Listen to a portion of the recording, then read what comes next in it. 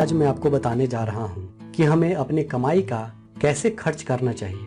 चाणक्य ने आज से बहुत समय पहले ही अपने अर्थशास्त्र में ये बताया है कि किसी भी व्यक्ति को किस अनुपात में अपने कमाई का खर्च करना चाहिए। जैसा कि आप जानते हैं कि पैसों का लेन देन और जो भी व्यापार संबंधित नीति होती है उसमें आचार्य चाणक्य बहुत ही बड़े विद्वान थे, क्योंकि ये अर्थशास्त्र के शिक्षक थे और ये तक्षशिला विश्वविद्यालय में अपने विद्यार्थियों को अर्थशास्त्र के बारे में शिक्षा देते थे। आगे चलकर इन्होंने एक अर्थशास्त्र नाम का किताब भी लिखा है। तो उस किताब में आचार्य चाणक्य बताते हैं कि किसी भी व्यक्ति को जो पैसा कमाता है, जो उसका कमाई है, उसका 20% जो पैसा है उसको बचत करना चाहिए।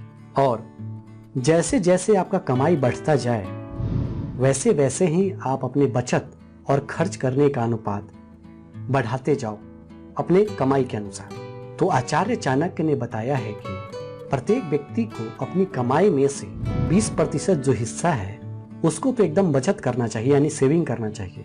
इसके अलावा जो पैसे बचते हैं उसमें से 20% अपने माता पिता के लिए खर्च करना चाहिए। इसके अलावा जो 20% है वो अपना खर्च, अपने पत्नी का खर्च, बच्चों का खर्च के लिए इन 20% का उपयोग करना चाहिए। इसके अलावा जो 20% है उसको भविष्य के बुरे समय के लिए बचाकर रखना चाहिए। इसके अलावा 20% अपने व्यापार को बढ़ाने के लिए कमाई का इस्तेमाल करना चाहिए। तो इस तरीके से आचार्य चाणक्य ने कमाई को 5 हिस्सों में विभाजित किया और कमाई को 5 हिस्सों में विभाजित करके उसको 20% का नियम दिया, यानी 20% तो एकदम सेविंग कर लेना चाहिए। इसके अलावा जो पैसे हैं हर चीज़ के लिए 20% निर्धारित कर लें।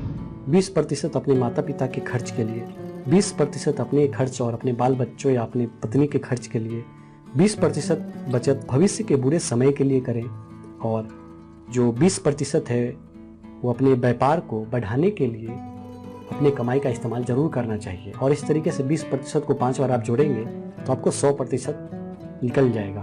100% आपका पूरा कमाई होता है और उसमें से आप 5 भागों में उसको विभाजित कर दें। और इस तरीके से अगर आप अपने पैसों का खर्च करेंगे और इस तरीके से अगर आप अपनी कमाई का खर्च करेंगे और आचार्य चाणक्य की नीति को अपनाएंगे तो आने वाले समय में आप किसी पर निर्भर नहीं होंगे, चाहे आप किसी बुरे समय से गुजर रहे हो, क्योंकि आप पहले से ही चाणक्य के 20% का जो नियम है उसको आप पालन कर रहे हैं। तो आचार्य चाणक्य के जो ये 20% का नियम है ये बहुत ही महत्वपूर्ण है और ये सभी लोगों को जानना चाहिए। तो ये है ज्ञान की बात यूट्यूब चैनल। अगर आप इसी तरह की ज्ञानवर्धक जानकारियाँ जानना चाहते हैं तो आप इस चैनल को जरूर सब्सक्राइब करें।